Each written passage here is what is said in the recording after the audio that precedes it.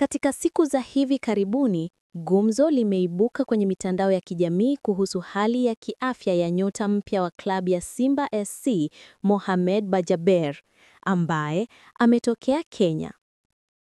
Mjadala huu umechochewa na mchambuzi wa soka wa Clouds Media, Farhan Kihamu, ambaye kwa heshima na tahadhari alitoa kauli inayolenga kupata ufafanuzi kuhusu historia ya majeraha ya mchezaji huyo.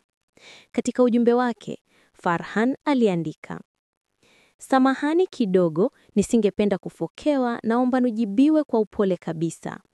Huyu maestro wa mpira alisajiliwa akiwa majeruhi au hayo majeraha ameyapatia hapa Bongo? Au alishakuwa majeruhi akajitonesha hapa Bongo? Tafadhali kwa upole kabisa, naomba mnijuze."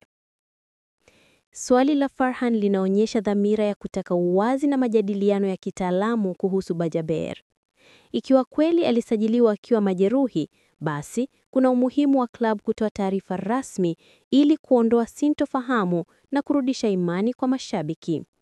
Lakini pia, kama majeraha hayo yametokea baada ya usajili, mashabiki wangependa kujua hali yake ya sasa na lini wanatarajia kumwona tena akicheza.